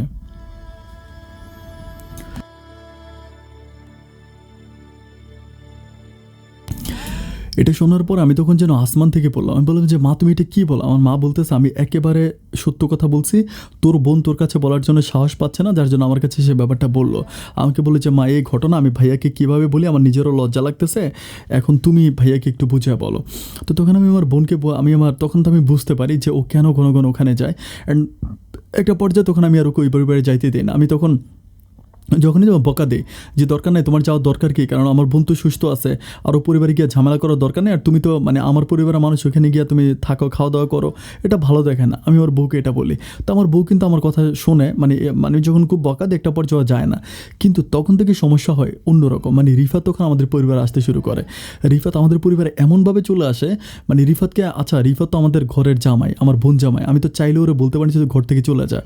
আমার বউকে আমি যেই শাসনটা করতে পারি, রিফাতকে কিন্তু আমি ওই শাসনটা করতে পারি না। রিফাত কিন্তু আমি বলতে পারি যে রিফাত আমাদের ঘরে আসিস না। অ্যান্ড রিফাত তখন আমাদের ঘরে এসে আমি দেখি যে আমার বউয়ের সাথে রিফাত মানে একেবারে অষ্টপৃষ্ঠ মাঝে জড়িয়ে যায়। মানে আমার বউয়ের মাঝে মাঝে হাত ধরে টানাটানি করে, আমার বউয়ের গায়ে পানি ঢেলে দেয়, বা মাঝে মাঝে আমার বউয়ের মানে বিভিন্ন জায়গায় হাত দিয়ে ফেলে। তো ওরা হাসতে হাসতে কাজগুলো করে, একেবারে হাসতে হাসতে। কিন্তু আমি তো জানি, যেহেতু আমার মা আমাকে আগেই বলে দিয়েছে যে ওদের মাঝে একটা শারীরিক সম্পর্ক আছে, তখন থেকে আমি চিন্তা করি যে রিফাত কিন্তু এই কাজগুলো দুষ্টামি করে না, এগুলো কিন্তু রিফাতের মনের, রিফাত কিন্তু এগুলো মন থেকে করে। আমি তখন চিন্তা করি যে এইটার একটা বিধি ব্যবস্থা আমাকে করতেই হবে। আমি এটা ইমিডিয়েটলি একটা ব্যবস্থা করব। এভাবে কয়টা দিন কাটতে থাকে। বাট দিন যত কাটতেছে আমি দেখতেছি যে মানে রিফাত আর আমার বউয়ের গভীরতা অনেক বেড়ে যাচ্ছে। আমি ওদেরকে সরাইতে পারি না। আর আমার বোনের ঘরেও কোনো সন্তান হয় না, আর আমার মেয়েটাও তখন অবস্থা খুব খারাপ হয়ে যায়। দিন যত যাচ্ছে পাগলামি ততই বেড়ে যাচ্ছে। অ্যান্ড একটা পর্যায়ে আমার বোন তখন অনেক বেশি ডিপ্রেশনে চলে যায়। মানে ডিপ্রেশনে যাওয়ার পর আমার বোন তখন সেই আগের মতো আবারও বমি, আবারও মানে ওর অবস্থা খুবই খারাপ হয়ে যায়। অ্যান্ড আমি তখন বুঝতে পারতেছিলাম না যে আর আমি ধরবো কার সাইড, আমার বউকে ঠিক করবো নাকি রিফাতকে ঠিক করবো, নাকি আমার বোনকে নিয়ে দৌড়দৌড়ি করবো। এভাবে যেতে যেতে আমার বোনের অবস্থা তখন আগের চেয়ে আরও বেশি খারাপ হয়ে যায়। অ্যান্ড তখন কিন্তু আর আমার বউ কিন্তু আর ওই আমার বোনের পরিবারে যায় না। রিফাত তখন 24 ঘন্টা আমাদের ঘরে বসে থাকে। অ্যান্ড একটা পর্যায়ে আমার তখন রিফাতের উপর খুব রাগ লাগে। আমি একদিন রিফাতকে রাগ করে বলে ফেলি, আরে ভাই, তোমার বউ অসুস্থ, তুমি তোমার বউর সেবা যত্ন না করে, তোমার বউয়ের কথা না বলে তুমি সারাদিন আমার বউয়ের পিছিয়ে পড়ে থাকো, ব্যাপারটা কি? এটা আমি রিফাতকে বলি। বলার পরে রিফাত তখন খুব মাইন্ড করে। রিফাত বাড়িতে গিয়ে আমার বোনকে খুব মারে। আমার বোনের উপরে খুব হাত তোলে, মানে প্রচুর পরিমাণ মারে আমার বোনকে। তো আমার বোন তখন কান্নাকাটি করে বলে যে ভাইয়া তুমি আমার জামাইরে আর তোমাদের বাড়িতে গেলে কিছু বইলো না, তোমরা কিছু বলে কিন্তু তোমার জামাই আমার খুব মারে। অ্যান্ড যাই হোক এইভাবে দিনগুলো কাটতেছে, বাট কাটতে কাটতে আমার বোন কিন্তু তখন আর সুস্থ হয় না। আমার মা তখন আমার বোনকে বিভিন্ন ডাক্তারের কাছে নিয়ে যায়, বাট কোনো কাজ হয় না। অ্যান্ড একটা পর্যায়ে আমার মা তখন আমার বোনকে কবিরাজের কাছে নিয়ে যায়। অ্যান্ড কবিরাজের কাছে নিয়ে যাওয়ার পরে বোনের অবস্থা এতটাই খারাপ হয়ে যায় যে আমার বোন আর কথাই বলতে পারে না। মানে আমার বোনটা কিন্তু অনেক মোটা ছিল, একেবারে শুকিয়ে যেন কাঠ হয়ে যায়, ওর শরীরে চামড়াগুলো কুঁচকে যায়, মানে মুখটা খুব কালো হয়ে যায়, দেখলে এত মায়া লাগে। আমি তখন চিন্তা করছি আল্লাহ আমি এখন কী করব। তা আমি ওরে নিয়ে বিভিন্ন ডাক্তারের কাছে যাই, ডাক্তার কোনো কিছু করতে পারে না। এটা আমার মা আমাকে তখন বলে যে তুই তাকে কবিরাজের কাছে নিয়ে যা, আমাকে বলে যে কবিরাজের কাছে নিয়ে যাও, কবিরাজের কাছে নিলে খুব ভালো হবে। তো তখন আমি তাকে বিভিন্ন রকমের কবিরাজের কাছে নিয়ে যাই। আসলে আমি তো অত ভালো কবিরাজ চিনি না, আমাকে যে যেখানে বলে এখানে যেখানে সেখানে বলে আমি তখন আমি আমার বোনকে নিয়ে মানে কলিকে নিয়ে এখানে সেখানে দৌড়াদৌড়ি করতে থাকি। আমি আমার বোন কলিকে নিয়ে এভাবে দৌড়াদৌড়ি করতে থাকি, কিন্তু ভিতর থেকে আমি শুনতে পাই যে আমার বোন জামাই আমার বোন জামাই রিফাত কিন্তু মানে কোনোভাবে আমার বোনকে নিয়ে কোনো টেনশনে করতেছে না, ওর মাথায় কোনো টেনশন নাই। মানে ওর বউ যে মরে যাইতে আসে, ওর বউয়ের যে এই অবস্থা, ও তো কোনো কিছুই চিন্তা করে না। ও সারাদিন আমার বউয়ের পিছনে পড়ে থাকে, মানে সারাটা দিন পড়ে থাকে। তো যাই হোক আমি আর রিফাতকে কিছু বলিও না, কারণ আমার মা আমাকে বলে যে বাড়ির অন্য মানুষগুলো বলে যে ওরা দুজনেই খুব দুষ্টামি করে, একজন একজনের গায়ে হাত দেয়, খুব নোংরামি করে। আমার কাছে সবাই বিচার দেয় বাড়ির, কিন্তু আমি কাকে কি বলবো, আমি তো কিছুই বলতে পারি না। রিফাতকে কিছু বলতে পারি না, আমার বউকে কিছু বলতে পারি। আর আমার বউকে কিছু বললে ওর বাড়িতে চলে যাবে, ওর বাড়িতে গেলে আবারও সেমভাবে এই কাহিনিগুলো হবে। তো একদিন রাগ করে আমি আমার বউকে বলি, মানে খুব বকা দিই আর কি, যে বকা দেওয়ার পর ও তখন ওই সেম মানে 19 থেকে 20 হলে ওর বাড়িতে চলে যাবে, যেহেতু ওর বাড়ি কাছে, ঘর থেকে বেরোলে ওর বাড়ি দেখা যায়, তখন ওদের ঘরে চলে যায়। অ্যান্ড ওদের ঘরে চলে যাওয়ার পরে তখন ওই মানে আমি অবাক হয়ে যে রিফাত তখন আর আমাদের বাড়িতে না এসে ওদের বাড়িতে যায়, মানে আমার বউয়ের বাড়িতে যায়। তো আমার বউয়ের যে মানে আমার যে শ্বশুর শাশুড়ি আছে তারাও কিন্তু রিফাতের সাথে সম্পর্কটা অনেক ভালো করে ফেলে, কারণ রিফাত কিন্তু রিফাতের পরিবারটা কিন্তু আমাদের এলাকাতে সবচেয়ে ধনী একটা পরিবার, মানে সবচেয়ে বেশি টাকা পয়সা রিফাতের বাবার, অনেক টাকা পয়সা, যার জন্য আমাদের এলাকার সবগুলো মানুষ রিফাতদেরকে অনেক মানে।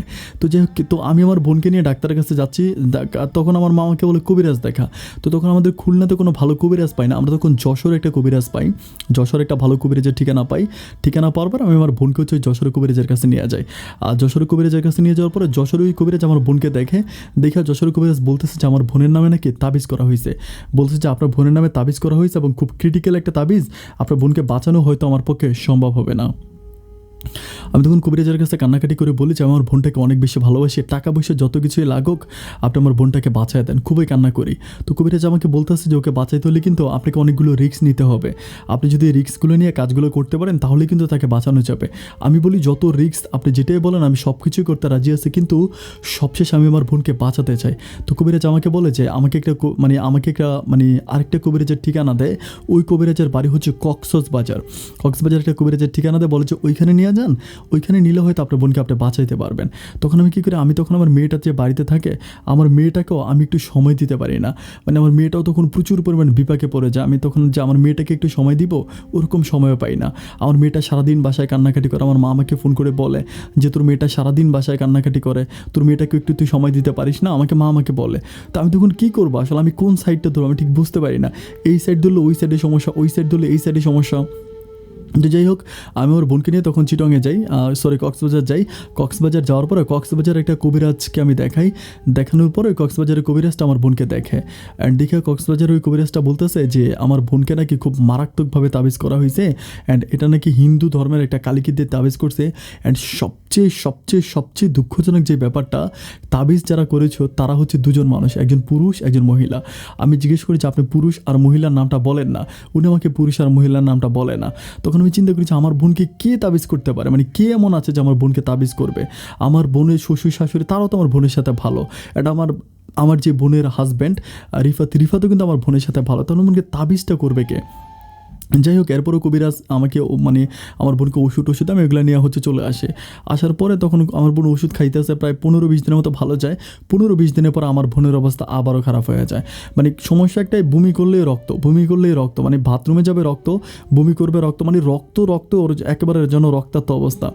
তো সবশেষ আমি তখন চিন্তা করি যে আল্লাহ যাই করুক, আমি আমার বোনের একটা কবিরাজের কাছে আবার নিয়ে যাবো। কবিরাজের কাছে নিয়ে যাওয়ার পরে কবিরাজ তখন আমাকে বলে যে আপনাকে এখানে রাইখে ট্রিটমেন্ট করতে হবে, মানে আপনি যাইতে পারবেন না, এখানে রেখে আপনাকে চিকিৎসা করতে হবে, ওনাকে নিয়ে যাওয়া যাবে না, সকাল বিকাল মেয়েটাকে আমার দেখতে হবে, কারণ খুব খারাপ জিনিস দিয়া আপনার বোনকে করছে। তো তখন আমি কবিরাজের বাড়িতে থাকি, অ্যান্ড কবিরাজের বাড়িতে থাকা অবস্থা তখন কবিরাজ আমার বোনটাকে দেখাশোনা করে।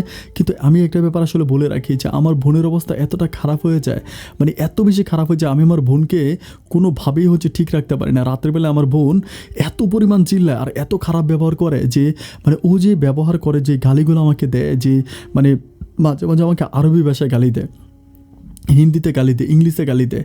আমার বোন কিন্তু মানে হিন্দি, ইংলিশ, আরবি ওই ভাষাগুলো জানে না, কিন্তু যখন ওর সাথে একটা খারাপ জিনিস আসে তখন ওই ভাষাগুলো করে।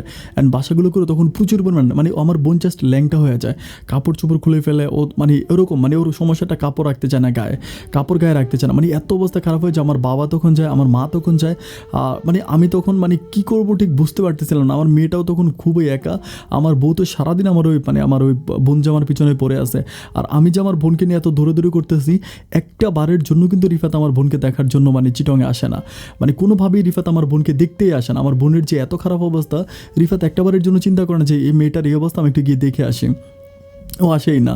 তো যাই হোক দিনগুলো এভাবে কাটতেছিল, কাটতে কাটতে আমার বোন তখন মানে একেবারে নিস্তেজ যখন হয়ে যায়, তখন ওই কবিরাজ আমাকে বলে যে মেয়েটাকে হয়তো বাঁচাইতে পারবো না।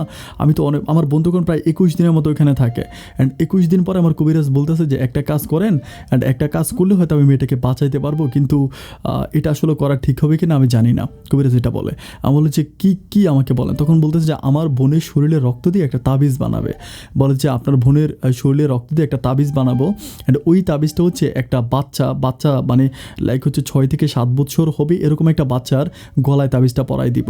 অ্যান্ড তখন মানে এটা হচ্ছে মানে আমার বোনকে যেই ইয়েটা ধরছে, তখন এটা নাকি ওই বাচ্চাটার উপরে চলে যাবে, আর যখন ওই বাচ্চাটার উপরে যাবে তখন ওই বাচ্চার সাথে তো আর মানে কেউ খারাপভাবে নেবেন না, মানে যৌন সম্পর্ক করতে পারবে না। মানে আমার বোনের সাথে মানে ওই জিনটা হাজির করেছে, আমার বোনের সাথে যৌন সম্পর্ক করে, তখন ওই দুধের বাচ্চার সাথে তো বা ওই ছোটো বাচ্চার সাথে যৌন সম্পর্ক করতে পারবে না, তখন ওই বাচ্চাটার কাছ থেকে মানে জিনটাকে সরানো যাবে, এটা কবিরাজ বলে।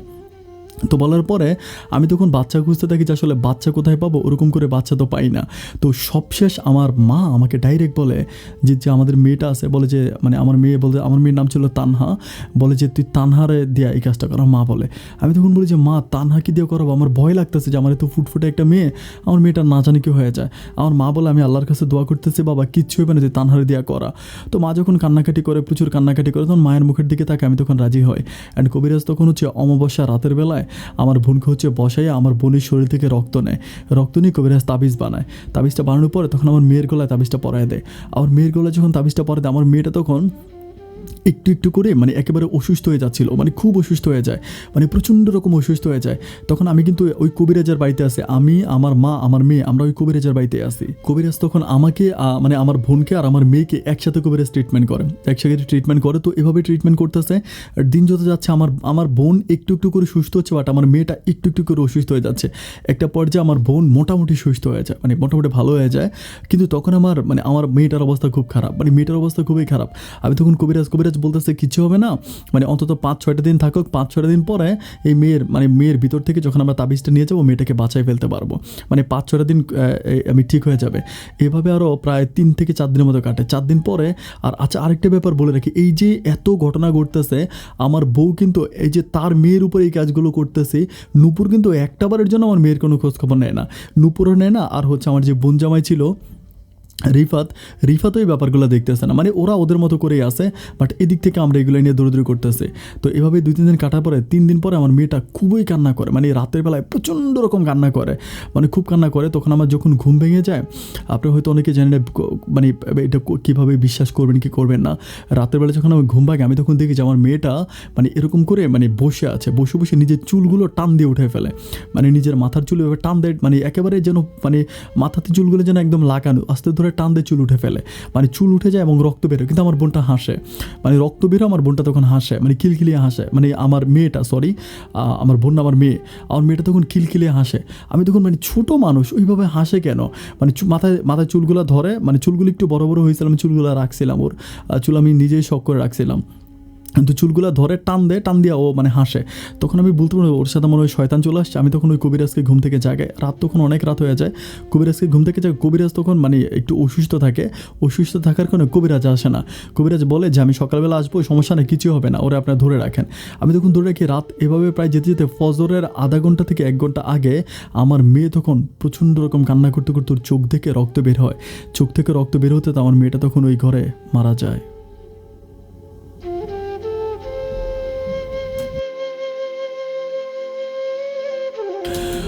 আমার মেয়েটা যখন মারা যায় তখন আমার পুরো পৃথিবীটা অন্ধকার হয়ে যায়। আমি চিৎকার দিয়ে উঠি, তো কবিরাজ তখন নামাজ পড়ার জন্য আসে। আয়সা কবিরাজ তখন দেখার পর কবিরাজ নিজে অবাক হয়ে যায়, এটা কীভাবে মারলো, মানে কীভাবে মারলো কবিরাজ নিজেও বুঝতে পারে না। কবিরাজ বললাম আমি তাবিজ দিয়ে রাখলাম, সব কিছু দিয়ে রাখলাম, তারপরে কীভাবে মারলো। তো মেয়েটা যখন মারা যায়, আমার লাশটা নিয়ে যখন আমি খুলনাতে ফিরে আসি, আমার বউ তখন কান্নাকাটি করে, আমার বউ কান্নাকাটি করে, আর রিফাতও তখন খুব মন খারাপ করে। আমার বোন তো কাঁদতে কাঁদতে মরে যাইতেছে। আমার বোনের কথা হচ্ছে আমি আমার ভাইয়ের মেয়েটাকে মেরে ফেললাম। আমার বোন তখন খুবই কান্নাকাটি করে, প্রচুর কান্নাকাটি করে। আমার বোন আমাকে বলে যে ভাইয়া তুমি আমাকে মাফ করে দাও, আমি তোমার মেয়েটাকে খুন করে ফেলছি, আমি আসলে একটা খুনি। আমার বোন খুবই কান্নাকাটি। আমি তারা বলি যে তুই মন খারাপ করতেছিস কেন, হয়াত যতদিন ছিল ততদিন তো বেঁচে ছিল, অ্যান্ড এরপরে তো আর বাঁচতে পারবে না। তখন মেয়েটা তখন মারা যায়। মারা যাওয়ার পর আমি তখন মানে প্রচণ্ড রকম বিপাকে থাকি। মেয়েটা মারা যাওয়ার পরে প্রচণ্ড রকম বিপাকে থাকি। তখন আমার বোন আবার আমার শ্বশুরবাড়িতে মানে ওর শ্বশুরবাড়িতে থাকতেছে রিফাতের সাথে। তো রিফাত তখন আমার বোনের সাথে আছে, কোনো প্রবলেম নাই। এভাবে আরও প্রায় 6 থেকে 7 মাসের মতো কাটে। অ্যান্ড 6-7 মাসের মাঝে আমার কিন্তু আর কোনো সন্তান হচ্ছে না। আবার সন্তান আমি নিচ্ছি না, মেনলিভাবে সন্তান নিচ্ছি না। তখন রিফাত মাঝে মাঝে আমার বউয়ের কাছে আসে বা আমার বোনকে নিয়েও আসে, সব কিছু নিয়ে মোটামুটি ঠিক ভালো হয়ে যাচ্ছে। আমি তখন আমার আব্বার দোকানে বসে, আমার আব্বা তখন আছে, মোটামুটি সবই ঠিক আছে। তো যেতে যেতে একটা পর্যায়ে আমার বোন তখন মানে আমি আসলে এই ব্যাপারটা কীভাবে বলবো আমি ঠিক জানি না। আমার বোন তখন রাতের বেলা আমাদের বাড়িতে আসছিল, মানে রাত তখন আমার মায়ের শরীরটা একটু খারাপ ছিল। খারাপ থাকার কারণে 12:30 পর্যন্ত আমার বোন আমাদের ঘরে ছিল। 12:30টার পরে আমার বোন আমার মায়ের একটু অসুস্থ ছিল, এই জন্য ছিল। আমার বউ সাথে আমাদের বাড়িতে ছিল। আমার বউ আমার বউ আর আমার বোন একসাথে আমার মায়ের সেবা যত্ন করতেছিল। রাত তখন 12:30টার দিকে আমার বোন তখন বলতেছে যে ভাইয়া আমি চলে যাই, তুমি ইয়ে করো, মায়ের খেয়াল রেখে আমি চলে যাবো। ও তখন চলে যেতে যাচ্ছিলো। তো ও যখন চলে যাচ্ছিলো, তো চলে যাওয়ার পরে আমরা তখন যথারীতি সবাই ঘুমাই যাই। আমরা যখন ঘুমাই যাই অ্যান্ড ঘুমানোর পরে আমি যখন ফজরের নামাজ পড়তে যাই, ফজরের নামাজ পড়তে গেলে আমি ফজরের নামাজ পড়ি। ফজরের নামাজ পড়ে আমি চিন্তা করতেছি যে আমি আমার বোনটারে মানে আমার বোনের বাড়ি দিয়ে আসবো, মানে বোনের সাথে একটু কথা বলে আসবো, ওরে বইলে আসবো যে আমার মা সুস্থ আছে, এটা আমি বলবো আর কি। তো এটা বলার জন্য ফজরের নামাজের পরে আমি তখন আমার বোনের বাড়ি হয়ে আসতেছে, বোনের বাড়িতে যাই। যাওয়ার পরে দরজা নক করি, জোরে জোরে ওরে ডাকি, কুলিগুলি বলে ডাকি। তো কুলিগুলি বলে যখন ডাকি তখন আমার বোন দরজা খোলে, আমার বোন জামাই তখন দরজা খোলে। রিফাত দরজা খোলার পরে আমি তখন বলছি রিফাত কলির একটু ডাইকা দাও, আমি বলি যে মায়ের অবস্থাটা কি, কলি কি ঘুমাইছে নাকি উঠছে। পরে বলতেছে ভাইয়া কী বলেন, কলিরে কই পাবো। আমি বলি কলিরে কই পাবো মানে কেন, কলি ঘরে না। বলে ভাইয়া আপনি এগুলো কী বলতেছেন, কলি তো কালকে রাতে যে আপনার বাসায় গেছে, আপনাদের ঘরে গেছে, আপনাদের ঘর থেকে তো কলি আর এই পর্যন্ত ফিরে নাই।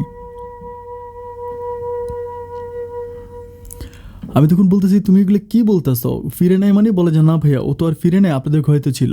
আমি তখন পাগলের মতো যাই, ঘরে যেয়ে বলি যে মা এই ঘটনা, আমার মা অসুস্থ। তারপর মাকে বলি, বাবাকে বলি। তখন গ্রামের সবগুলো মানুষ খুঁজতে থাকে এভাবে ও কোথায় গেল। কিন্তু সবচেয়ে দুঃখজনক ব্যাপার হচ্ছে এভাবে খুঁজতে খুঁজতে আমাদের দিঘির পাড়ে আমার বোনের লাশ পাওয়া যায়।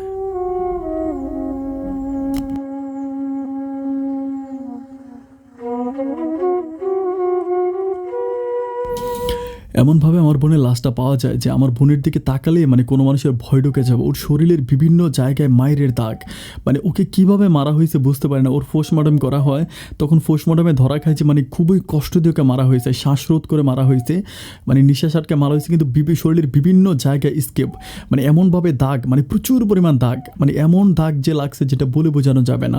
তো আমি তখন বলি যে এই ঘটনাগুলো কেন ঘটলো বা কীভাবে হইলো আমি বুঝতে পারি না। তো বোন মারা যায়, আমার বোনকে এনে মাটি দিয়ে দিই। কিন্তু এরপর থেকে আমার বউ তখন আমার উপরে খেপে যায়। আমার বউ এতদিন পর্যন্ত কিছু বলে না, আমার বোন বেঁচে থাকা পর্যন্ত। বাট আমার বোন মরে যাবার পরে তখন আমার বউ বলতেছে যে মানে আমার নাকি মানে আমার মেয়েকে নাকি আমি মেরে ফেলছি, এটার জন্য আমার বউ তখন খুব রেগে যায়, মানে শুধু রাগারাগি করে। তোমার রাগ করে ওদের বাড়িতে চলে যায়। ওদের বাড়িতে চলে ও আর আমার কাছে আসে না। মানে সংসার জীবন আমার খুব ঝামেলা হয়, এমন ঝামেলা হয় যে আমি ওর সাথে সংসারই করতে পারি না। ঠিক 3 মাস পরে আমার বউ আমাকে ডিভোর্স করে দেয়। আমাকে ডিভোর্স করে দিয়ে আমি বুঝতেছি না যে আমার অন্যায়টা কোথায় ছিল, অপরাধ কী করছিলাম। অপরাধ ছাড়াই আমার বউ আমাকে ডিভোর্স করে। আমাকে ডিভোর্স করার পর আমি বলি যে যাই হোক, ও ডিভোর্স করে দিয়েছে, আমি তো আর কিছু করতে পারবো না। তো ডিভোর্স করে 3 থেকে 4 মাস পরে সবচেয়ে দুঃখজনকভাবে যে ঘটনাটা ঘটে, 3 থেকে 4 মাস পরে পারিবারিকভাবে আমার বউ আমার বন্ধু রিফাতকে বিয়ে করে।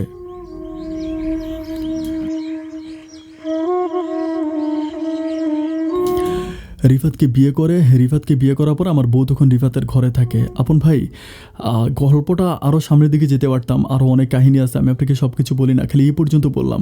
আমার কথা হচ্ছে, একটা বন্ধুর জন্য আমি আমার বউকে হারালাম, একটা বন্ধুর জন্য আমি আমার ফুটফুটে সুন্দর বাচ্চাটাকে হারালাম, একটা বউয়ের জন্য আমি আমার বোনটাকে হারালাম। ভাইয়া, আপনাকে একটু রিকোয়েস্ট করবো, যারা বন্ধুদের প্রতি অনেক ভালোবাসা, যারা বন্ধু বলে জান দিয়ে যায়, এই দুর্চরিত্র বন্ধুগুলোর কাছ থেকে যেন দূরে থাকে।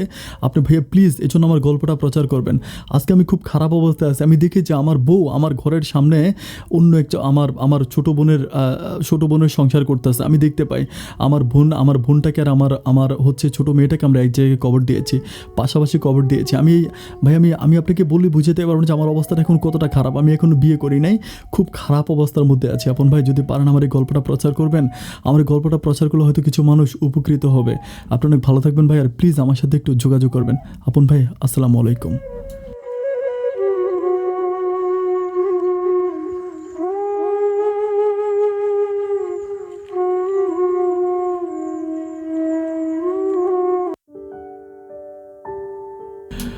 সম্মানিত কলিজার ভাই ও বোনেরা, সবাইকে অনেক বেশি ধন্যবাদ এতক্ষণ পর্যন্ত গল্পটা আমার সাথে শোনার জন্য। গল্পের শেষটা আরও অনেক লম্বা ছিল, সত্যি কথা যেটা, অনেক লম্বা ছিল, কিন্তু উনিও আর লেখে নাই, আর আমিও আর অনেক বেশি পড়ি নাই। ওনার বউ যখন মারা যায়, তারপরে আসিফ ভাইয়ের বউ যখন মারা যায়, বোন যখন মারা যায়, কলি যখন মারা যায়, তখনকার ওই মারার পিছনে অনেক ঘটনা আছে, অনেক কিছু। এগুলো না বলে আপনাদেরকে একদম সোজাভাবে ঘটনাটা বুঝিয়ে দেওয়ার জন্য চেষ্টা করছি। যাই হোক, আমার এই কথা বলার মাঝে যদি কোনো ভুল ত্রুটি হয়ে থাকে, এটা আপনার আসলে একটু ক্ষমা দৃষ্টিতে দেখবেন। জানি যে আপনারা আমাকে অনেক ভালোবাসেন। গভীর রাত, এই মুহূর্তে রাত মেবি নট রাইট নাও, এই মুহূর্তে ঘড়ি বলছে সময় 4টা বাজে 17 মিনিট। অনেক রাত, একটু পরে হয়তো ইমাম সাহেব ফজর আজান দিবে। ইমাম সাহেব মিন্স মুয়াজ্জিন ফজর আজান দিবে, নামাজ পড়বো। তো আমি একটা ব্যাপার আপনাদেরকে জানায় রাখি, সেটা হচ্ছে জীবনের গল্প অনুষ্ঠান আমি এমন সব গল্পগুলো পাই। আমাকে অনেকেই প্রশ্ন করে, আপন ভাই আই ডোন্ট নো যে এটা আপনি ট্রু বলেছেন কি ফলস বলেছেন, এই গল্পটা আমার কাছে কেমন লাগে, ওইটা কেমন লাগে। ভাই, জীবনের বাস্তবতা আপনি কোনোদিনও বিশ্বাস করতে পারবেন না। আমি যদি যার গল্প তাকে পাশাপাশি বসে, এবং আমি জানুয়ারি থেকে এটাই করবো, যার গল্প তাকে পাশে বসে কিন্তু আপনাদেরকে গল্প শোনাবো। এরপর আপনারা বলবেন যে আপন ভাই এটা কেমন কথা, এটা কি বিশ্বাস হয়? হ্যাঁ, জীবনের বাস্তবতা এতটাই কঠিন যে গল্প সিনেমাকেও হার মানিয়ে দেয়। আপনাকে বিশ্বাস করতে বাধ্য হবে। এটাই ঘটে, এটাই আমাদের সমাজ, এটাই আমাদের সমাজে ঘটে, এটা আপনাকে মানতে হবে। যাই হোক, কিন্তু এখানে একটা ব্যাপার আমার কাছে ডাউট লাগতেছে। আই ডোন্ট নো যে আপনাদের মতামত জানাবেন যে আসিফ ভাই যেটা বলে যে তার বউ যিনি ছিল যে নূপুর, এবং তার বোন জামাই ছিল যে রিফাত, তার বোন ছিল কলি, এবং ওর তানহা ছিল তার মেয়েটার নাম, যে মারা গেছে। তো উনি আমাকে বলতেছিল, আসিফ ভাই আমাকে যেটা বলতেছিল যে তার বোনকে তাবিজ করা হয়েছে। তো তাবিজটা কে করতে পারে? একটা পুরুষ, একটা মহিলা, শুধু কবিরা যেটুকুই বলেছে, কোনো নাম বলে। বাট আমার কাছে মনে হয় আমি 100% শিওর যে রিফাত এবং নূপুর এরা দুজনে মিলে কিন্তু ওর বোনকে তাবিজ করে মারছে। আমি এটা 100% কনফার্ম। দুজনে মিলে তাবিজ করে ওর বোনটাকে মারছে, এবং মারার পর ইন দ্য মিন টাইম হচ্ছে রিফাত নূপুরকে বিয়ে করে ফেলছে। আপনি খুব খেয়াল করে ঘটনাটা একটু খেয়াল করে আপনি শুনবেন। আমি কিন্তু নিশ্চিত, আই ডোন্ট নো যে আপনাদের মতামত আমাকে জানাবেন যে আসলে এটা ট্রু ছিল কিনা। এখানে আসিফকে এমনভাবে ফাঁসানো হয়েছে, এমনভাবে তাকে সরাই দিছে, আসিফকে সরিয়ে আসিফের বোনটাকেও সরাই দিল এবং বাচ্চাটাকেও সরাই দিল, এবং তারপর দেখেন নূপুর আর রিফাত এক হয়ে গেল। এখানে একটা মজার ব্যাপার আছে, দেখেন যে রিফাতের মেয়েটা কিন্তু আসিফের মেয়েটা কিন্তু অনেক আগেই মারা গেছে, বাচ্চাটা কিন্তু তানহা কিন্তু অনেক আগেই মারা গেছে। মারা যাবার পরও 6 মাসের মতো কিন্তু ওদের সংসার ছিল, আসিফ এবং নূপুরের সংসার ছিল। 6 মাস পরে যখন কলি মারা যাবার পরে কিন্তু তখন আবার নূপুর অনেকটা হিট উঠে যায় আসিফের উপরে, যে না, তোমার বোন মারা গেছে, বা তুমি আমার মেয়েকে মারছো। একটা জাস্ট এক্সকিউজ দেখিয়ে সে হচ্ছে রিফাতের জীবন থেকে সরে যায়, এবং আসিফের জীবন থেকে সরে যায়, রিফাতের জীবনে ঢুকে যায়। এই ধরনের মেয়েগুলোকে আল্লাহ ভালো, হয়তো ওদেরকে আল্লাহ হেদায়েত দান করুক, নাহলে গজব দেখ। আমি বলেছি হেদায়েত দান করুক, নাহলে গজব দিয়ে দেখ। বন্ধুগণ, অনেক লম্বা করে ফেলেছি অলরেডি ভিডিও। তারপরেও যারা শুনেছেন সবাইকে অনেক বেশি ধন্যবাদ জানিয়ে আজকের মতো আমি জীবনের গল্পের জীবনের গল্প এখানেই বিদায়, জীবনের গল্প অনুষ্ঠানে এখানেই বিদায় নিচ্ছি। অন্য কোনো দিন অনেক আসলে রাত হয়ে গেছে, তো কণ্ঠের মাঝে জরায়ুতা চলে আসছে অনেকটা, কারণ ঘুমাই নাই সারা রাতে, অঘুমা ছিলাম, ফ্রেন্ডদের সাথে আড্ডা বাড্ডা মেরে আসছিলাম। রিফাত আসিফের গল্পটা ভালো লেগেছে, যার জন্য আপনাদেরকে শোনাইলাম। আপনারা সব অনেক ভালো থাকবেন, সুস্থ থাকবেন। আপনাদের সুস্থ থাকার প্রত্যাশা আমি আপনার আজকের মতো এখানে বিদায় নিচ্ছি। অন্য কোনো দিন অন্য কারো বাস্তব জীবনের গল্প নিয়ে, জীবনের গল্প এই অনুষ্ঠানেই আমি আপনার আবারও হাজির হয়ে যাবো। এই পর্যন্ত সবাই ভালো থাকবেন, সুস্থ থাকবেন। আল্লাহ হাফেজ।